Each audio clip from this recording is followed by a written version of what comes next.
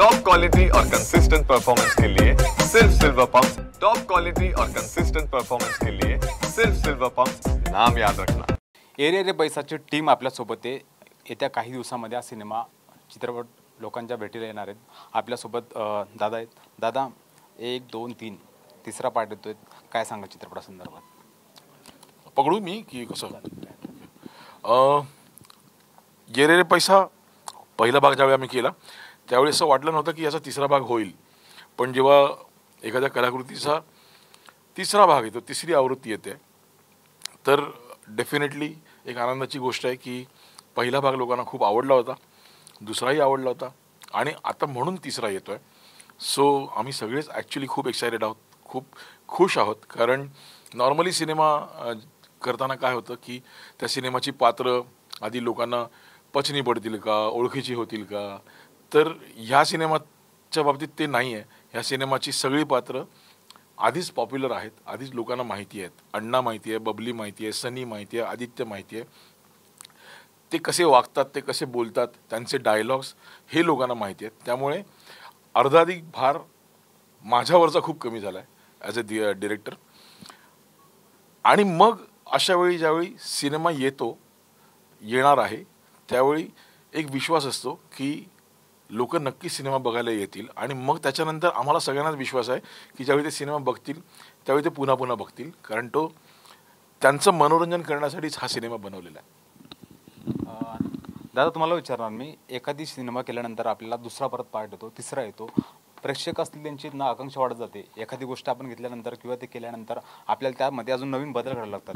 एक आता तिसरा पार्ट तुम्ही करतायत तर तोचपणा यायला नको, ही पण आपल्याला काळजी घ्यावी लागते। तुम्ही कशी काळजी घेतलीत आणि काय तुमच्यात आता नाविन्य असणार आहे?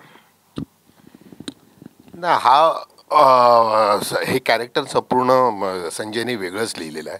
पहिल्या ह्याच्यात जसा होतो तसं नाही आहे, ह्या ह्याच्यात तत्वनिष्ठ असं हे कॅरेक्टर आहे। अण्णा हे तो आपल्या तत्वाशी धरून असतो, त्याला समाजात काही गोष्टी घडतात जेणेकरून समाजाची फसवणूक होते किंवा त्याची स्वतःची फसवणूक होते, हे त्याला आवडत नाही। पण तो तामसी वृत्तीचा असल्यामुळे तो ह्यात तशा प्रकारे त्याची बंडखोरी बाहेर येते आणि त्याप्रमाणे तो स्वतःला सादर करतो समाजापुढे। पण हे समाजाला असं वाटतं की हा गुंड आहे का, पण नाही, त्याची काही तत्व आहेत, त्याचं काही म्हणणं आहे आणि तो त्या नाळेशी तो जोडला गेलेला आहे, ती नाळ धरून आहे तो।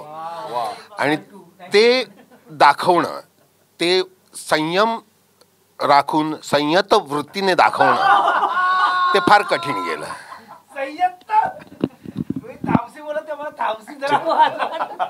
चित्रपटामध्ये किती ग्लॅमर असणार आपल्याला माहिती। मॅडम विचारा, मॅडम कथा असेल किंवा अभिनय असेल आणि त्यामध्ये परत अजून तिसरा तुमचा पार्ट येतो, त्यामध्ये सगळ्या गोष्टी आल्या, ज्यामध्ये तुमच्याकडे तुम्ही आता चौकांमध्ये तुम्हाला लय त्रास दिला असेल लोकांनी, काय नेमक्या तुमच्या आठवणीच्या चित्रपटाच्या? अरे मला कोण त्रास देणार, मी त्यांना पुरून उरली आहे सगळ्यांना, एवढा त्रास मी सगळ्यांना दिला। मी काय वेगळं बोलायची गरज नाही, मला कोणी त्रास नाही दिलेला आहे। आम्ही एकमेकांना आमचा एक छान काय म्हणतात बदला घेतलाय संजयला त्रास देऊन।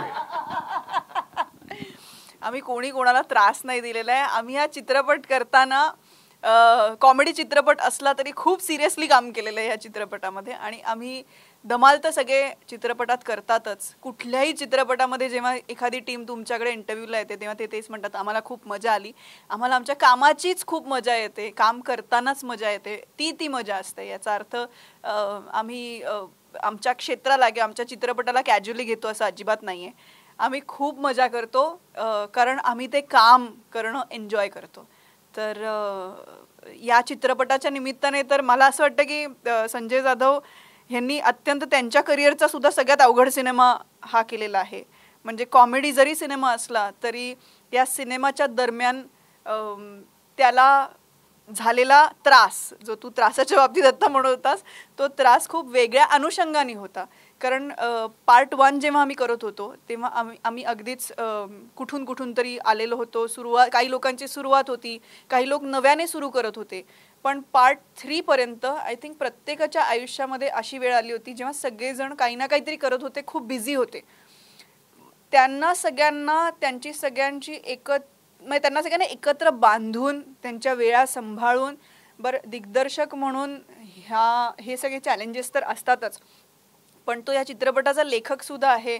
तो स्वतः एक प्रोड्युसर होऊन गेलेला आहे, त्यामुळे तो प्रोड्युसरचाही विचार करणारा दिग्दर्शक आहे. तो कलाकारांच्या बाजूनही की अरे ह्यांना आता जायचं, ह्याचा प्रयोग आहे, ह्याला सोडायचं आहे, ह्याचं शूटिंग आहे, ह्याला सोडायचं आहे, अशी इतक्या मोठ्या फौजेला घेऊन जेव्हा तुम्ही एखादा सिनेमा बनवता, इतका अवघड सिनेमा बनवता, म्हणजे पटकथेनुसार म्हणते मी, खूप अवघड सिनेमा आहे, पण असा सिनेमा बनवता. आणि मला असं वाटतं तू सरसकट कोणालाही विचारलंस ना, या सिनेमामध्ये जितके जण इन्व्हॉल्ड आहेत त्यांना तू विचारलंस की या सिनेमाबद्दल एक शब्द काय सांगाल, तर सगळे म्हणतील अत्यंत अवघड सिनेमा होता. तर तो अवघड सिनेमा अत्यंत सोप्या पद्धतीने लोकांपर्यंत पोहोचवण्याचं श्रेय खरंच संजय जाधव यांना जातं. आम्ही फक्त त्याच्या तालावरती नाचणाऱ्या बाहुल्या होतो असं आपण म्हणूयात. आणि खूप चांगल्या अर्थी मी ते म्हणते की म्हणजे तो पपेट शो असतो की नाही, तर आम्हाला फक्त तोच आहे ज्यांनी आम्हाला प्रत्येकाला तिथे नाचवलेलं आहे किंवा प्रत्येकाचे हात उचललेले आहेत, जे काय आपण म्हणतो ना पपेट शो बघताना, तर ते झालेलं आहे. खूप ठिकाणी उमेश कामत, तेजस्विनी पंडित, सिद्धार्थ जाधव, संजय नार्वेकर यांच्या चेहऱ्यामध्ये पण संजय जाधव दिसतील इतपत त्यांनी आमच्याकडनं काम करून घेतलंय. सो आम्हाला खूप ही फिल्म करतानाच आम्हाला मजा आली. ह्याचं कारण आम्ही पार्ट 1ची संपूर्ण OG टीम, जी आपण म्हणतो ओरिजिनल टीम, ही आम्ही एकत्र आलो 8 वर्षांनी. आणि हेच या चित्रपटाचं श्रेय आहे की 8 वर्षांनी सुद्धा सगळ्यांना वाटतं की आपण या चित्रपटाचा भाग असावं. तुम्हाला एक प्रश्न विचारायचा मला की या चित्रपटाशी संबंधित नाही, तुमच्याकडे एवढी एनर्जी येते कुठून? तुमच्याकडे बघितल्यानंतर अंतर लोक वाटतात की म्हणजे प्रत्येकजण कुठला पण भाग असो, कुठला पण सिनेमा असो, सिद्धार्थ जाधव म्हणलं की एनर्जी आणता कुठून तुम्ही एनर्जी? नाही, मला वाटतं ती एक्साइटमेंट आहे काम करण्याची, ती ते एनर्जीचं खरं कारण आहे. कारण मी खूप वेळा ही गोष्ट म्हटलेली आहे की इन्स्पेक्टर व्हायचं होतं, एकांकिका स्पर्धा आणि या सगळ्या गोष्टी करत करत मग अभिनय कामं मिळत गेली. त्यामुळे हे जे पडद्यावर पाहायचो, कित्येक सिनेमे पाहायचो, लोकांना पाहायचो, तर ते करायला मिळतंय. त्यामुळे ती एक्साइटमेंट आहे माझ्यात आणि मी जपून ठेवली आहे. म्हणजे माझ्या सिनेमाचा किस्सा सांगायचा, मगाशी एखाद्या इंटरव्ह्यूमध्ये म्हटलं पण होतं की ये रे पैसा 1मध्ये सन्नी बबलीला प्रपोज करतो. तो सिक्वेन्स जेव्हा संजय जाधव सरांनी शूट केला होता की ट्रॅफिक आहे, ट्रकवर चढून हिरो आपल्या हिरोईनला प्रपोज करतो, तर असा सीन काहीतरी आपल्याला करायला मिळेल ॲज अ ॲक्टर म्हणून हे पण कधी माहिती नव्हतं. सो मला वाटतं की ही जी एनर्जी आहे ती काम करण्याची आहे, आणि ती एक्साइटमेंट म्हणून मी खूप जपून ठेवतो. मला खूप छान वाटतं की अशा पद्धतीने राहिल्याने एक तर पॉझिटिव्हिटी मिळते आणि बऱ्याच गोष्टी शिकायला मिळतात. आणि ते जे एक्साइटमेंट जी काय माझ्या आयुष्यात आहे ती जपण्याचा प्रयत्न म्हणजे एनर्जी आहे. तुमच्या आता संभाषण झालं आपलं की ज्याचा मोबाईल असणार त्याला दंड लागणार. आत्तापर्यंत सगळ्यात जास्त दंड कोणी भरला की लेट मार्क आल्यानंतर? तुमचे किस्से मी ऐकलेत की जो लेट येईल त्याला दंड लागायचा. सगळ्यात जास्त दंड कोणी भरला, सगळ्यात जास्त दंड कोणी कमी भरला, तुम्ही सांगाल ते, आणि त्या पैशांचं काय केलंय पण सांगाल? नाही, तुमच्याकडे चुकीची माहिती आहे. फक्त उशिरा आल्यावरच दंड भरत नव्हते, लवकर आले तरी दंड भरत होते. दंड भरणं एवढं ठरलं होतं, कारण काही असू दे. संजय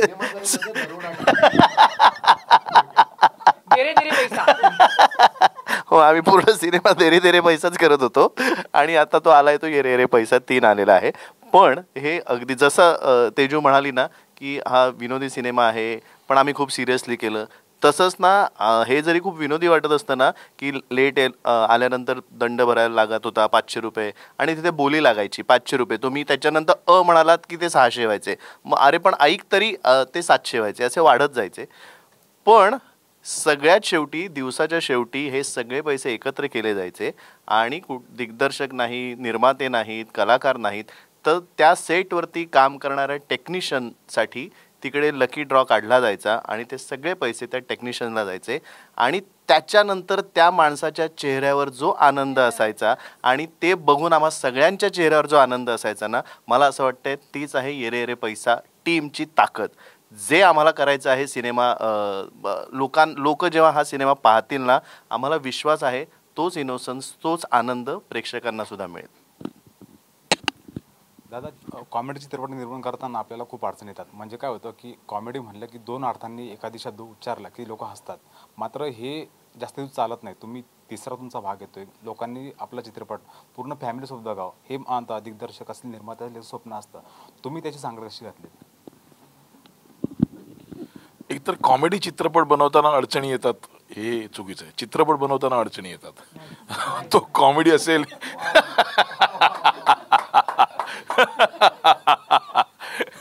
आणि विनोद जो आहे तो हा आहे. आता खूप अडचणी येतील. पण मला असं वाटतं की जसं मी नेहमी म्हणतो की comedy is a serious business. तर हा बिझनेस खूप सिरियस आहे. कॉमेडी चित्रपट बनवणं, कॉमेडी करणं हे खूप सिरियस गोष्ट आहे आणि ती सिरियसलीच करावी लागते. दुसरी गोष्ट मला असं वाटतं की मी आतापर्यंत जेवढे चित्रपट केले तर चित्रपट करताना माझं ठरलेलं आहे की मी चित्रपट बनवताना जो येणारा प्रेक्षक आहे त्याला पुढचे 2 तास चित्रपट बघताना त्याला त्याची दुःख विसरायला लावीन किंवा विसरायला लावण्याचा प्रयत्न करेन. हे माझं जेन्युइन एफर्ट आहेत, जेन्युइन प्रयत्न असतो प्रत्येक सिनेमा बनवताना. तर म्हणून हा सिनेमा बनवताना पण माझा तोच प्रयत्न आहे. तर एकदा ही क्लॅरिटी असेल ना की मी विनोद का करतोय, तर मग तो विनोद तो डबल मिनिंग होत नाही किंवा तो ऑकवर्ड करत नाही. तो विनोद ती कॉमेडी जी आहे ती कुटुंबासाठी बनलेली असते. प्रत्येक कुटुंबासाठी तुम्ही सगळे अख्खी फॅमिली बसून हा सिनेमा एन्जॉय करू शकते अशी कॉमेडी आम्ही करायचा प्रयत्न करतो. कारण ही त्यांच्यासाठीच केलेली कॉमेडी आहे. मला कशी कॉमेडी येते हे दाखवण्यासाठी केलेली कॉमेडी नाही आहे. दादा, तुम्ही जेव्हा एखादी एखादी ॲक्टिंग करतात त्या टायमाला आहेत ना, एखादी नॉर्मल जोक करताना तुम्हाला आहेत ना, म्हणजे आम्ही खूप वेळा बघितलं तुम्ही चालताना बोलताना तुमच्या वाक्यातनं असं येतात कॉमेडी येते. मात्र कधी कधी असं झालं आहे की एखादी सिरियसनेस मांडताना कॉमेडी होते किंवा असं एखादी आठवण आहे का सिनेमातली तुमची की अरे आपल्याला हे करायचं नव्हतं मात्र हे हिट झालं, असं काय का? मी जेव्हा हा सिनेमा ह्याची स्टोरी ऐकली तेव्हा मला किंवा पाहिलं साधारण, तर मला असं वाटलं की स्तानिस्लावस्कीची थिअरी जी आहे आणि कार्ल मार्क्सचा जो दृष्टिकोन आहे त्याची सांगड घालून कार्ल मार्क्स त्याची सांगड घालून संजय जाधव आणि आमचे जगताप लेखक यांनी हा सिनेमा त्या प्रकारे लिहून त्याच्यात हास्याचे कारंजी फुलवण्याचा प्रयत्न केलेला आहे. त्यामुळे ते साध्य यांचं त्यांनी जे लक्ष दिले ते साध्य करायचं, त्याच्यातच दमछाक व्हायची. ते पूर्ण करण्यातच माझा पूर्ण वेळ जायचा. त्यामुळे त्या टेन्शनमध्ये मी असायचो संपूर्ण सिनेमावर. मॅडम, आपण एखादा सिनेमा करतो त्या टायमाला एक सोशल संदेश द्यायचा असतो आणि कॉमेडी चित्रपटाच्या माध्यमातून आपण जेव्हा संदेश देण्याचा प्रयत्न करतो तो अवघड होतो कारण की लोक त्याला सिरियसली घेत नाहीत. मात्र तुम्ही सुद्धा या चित्रपटाच्या माध्यमातून काय संदेश देण्याचा प्रयत्न केला? संदेश वगैरे आम्हाला काही द्यायचा नाही आहे चित्रपटातून. जसं दादा म्हणाला तसा की 2 तास तुम्ही यायचं, तुमचं सगळं आत्ता इतकं टेन्शन भरलेलं वातावरण आहे आपल्या आजूबाजूला काही कारणास्तव का असे ना, तुम्ही तुमचे 1-3 तास चित्रपट बनवणं ना हे अत्यंत अवघड माध्यम आहे. कारण तुम्ही एखाद्या गोष्टीकडे बघण्याचा प्रत्येकाचा दृष्टिकोन हा खूप वेगळा असतो. म्हणजे मी कदाचित तिथे समोर जे झाड आहे तर मी ती पानं कशी वाढली आहेत हे बघतो. दुसरा म्हणतो अरे कपामध्ये कसं ठेवलं आहे. तिसरा म्हणतो त्याची सावली कशी पडली. प्रत्येकाचा एक दृष्टिकोन असतो एक सिनेमाकडे बघण्याचा. पण तुम्ही जेव्हा संपूर्ण काय म्हणतात तुमचा जो ऑडियन्स आहे तो वेगवेगळ्या दृष्टिकोनाच्या ऑडियन्सला तुम्ही एका छताखाली घेऊन येता आणि 2 तास त्यांचं निखळ मनोरंजन करता, हे करणं खरं तर खूप अवघड गोष्ट आहे आणि त्याच्याकडे तितक्याच सिरियसली बघण्याची गरज आहे या फिल्म मेकिंग या एकंदरीतच गोष्टीकडे. तर ह्याच्यामधनं प्रत्येक वेळेला संदेशच द्यावा म्हणून आम्ही कोणाला एकत्र आणत नाही.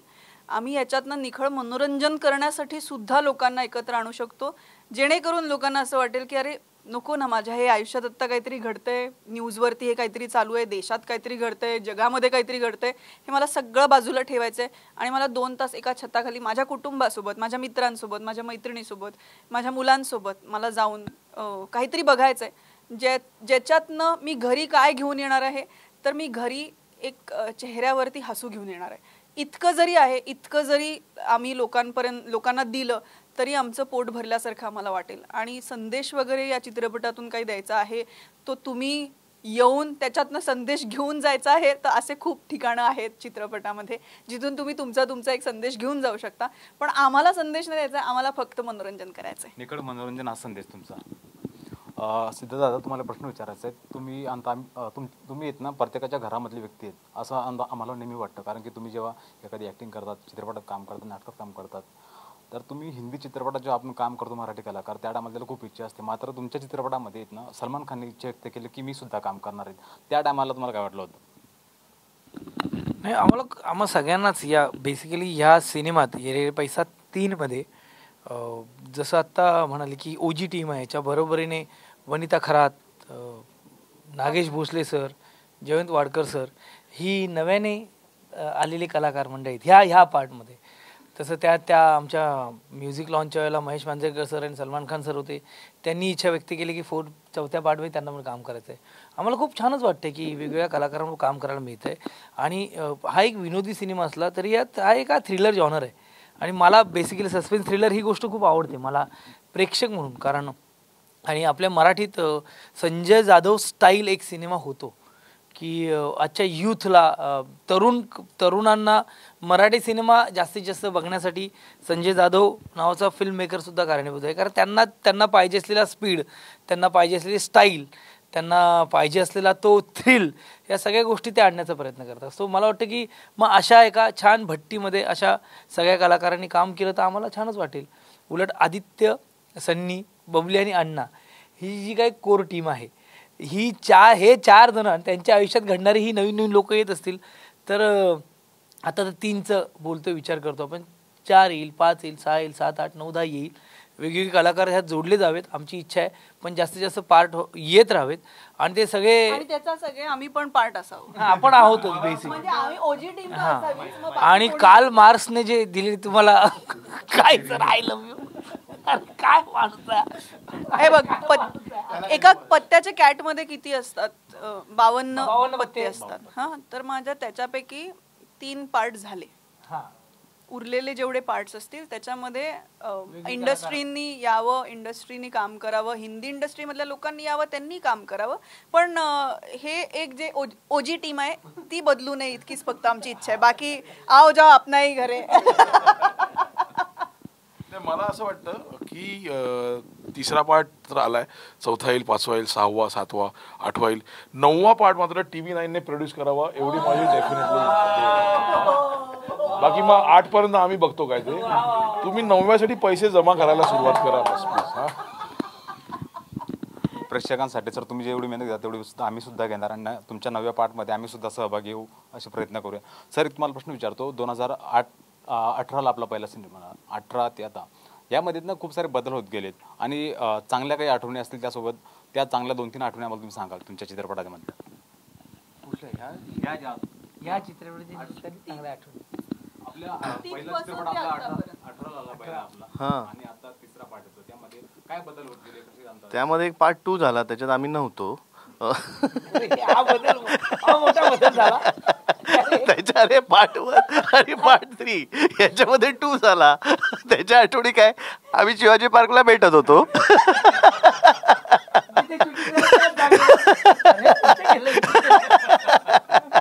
आम्ही पार्ट 1च्या आठवणी जगत होतो.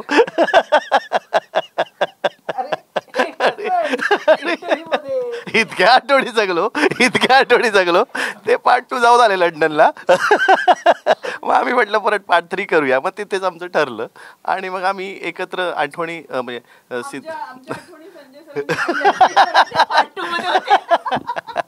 सो आय थिंक पार्ट 1च्या आठवणी अजूनही आहेत ताज्या आणि त्या तशाच राहणार. आणि आता पार्ट 3 ते पार्ट 4च्या मध्ये पार्ट 3च्या आठवणी काढत राहणार. आणि मग माझ्या मते संजय दादा, सिद्धार्थ परत मला येऊन समजावतील की बाबा कर. आणि आय थिंक आठवणीपेक्षा ना आम्ही खरंच, सगळेजण म्हणतात कठीण, एवढं कठीण वगैरे सगळं ठीक आहे असतं वगैरे, पण आम्ही खूप मजा केली. दादा जे सांगत होतं ते आम्ही करत होतो. हे दादाचं श्रेय आहे. आता परत त्याला आवडणार नाही सतत त्याच्याबद्दल म्हटलेलं, पण माझ्या मते त्याच्या एका फोनवरती सगळेजण येतात, कुठल्याही डिपार्टमेंटमधला माणूस असू दे ते येतो, ते या विश्वासाने येतो कारण सगळ्यांना माहिती असतं काहीतरी चांगलं घडणार आहे, चांगला सिनेमा तयार होणार आहे, एंटरटेनिंग सिनेमा तयार होणार आहे, छान दिसणार आहेत सगळे. आणि जे आपण सतत म्हणत असतो, आम्ही प्रत्येक वेळेला आधीच्या इंटरव्ह्यूजला म्हटलं की आता खूप चांगले दिवस आहेत मराठी सिनेमांसाठी, मराठी नाटकांसाठी, मराठी कॉन्टेंटसाठी.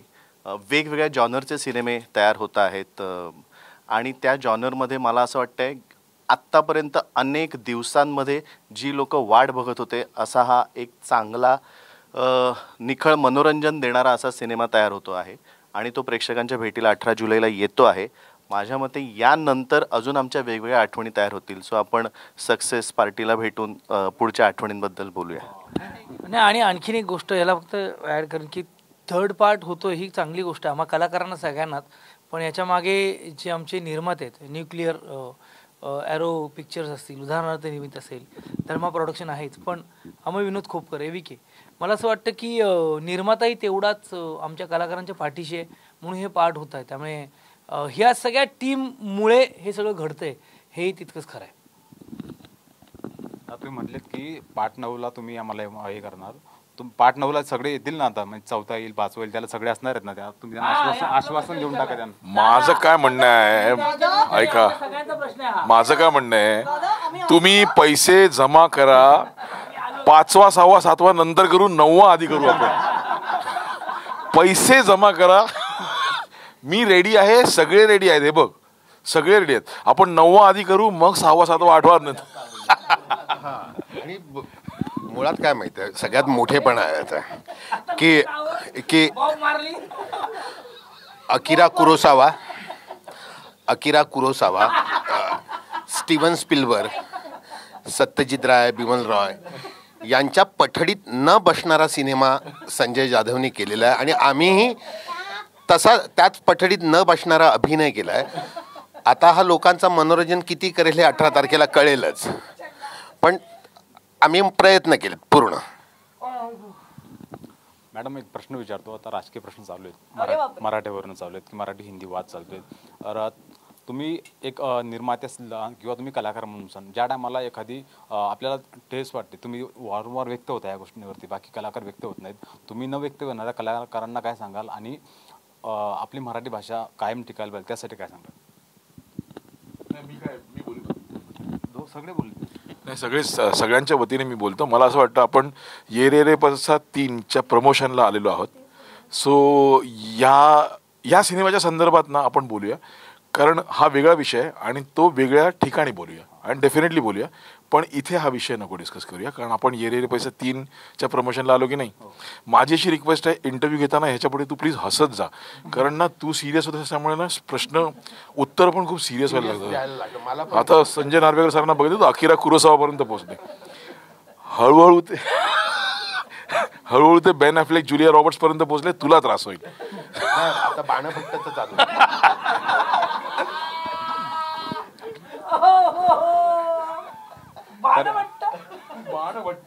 संस्कृत.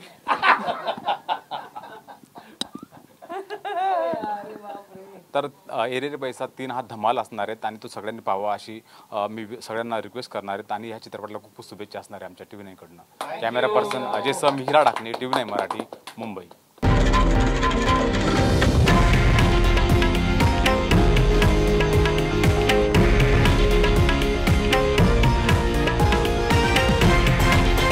हे आहे देशातील नंबर 1 न्यूज नेटवर्क आणि आपण पाहत आहात TV9 मराठी, एकमेव.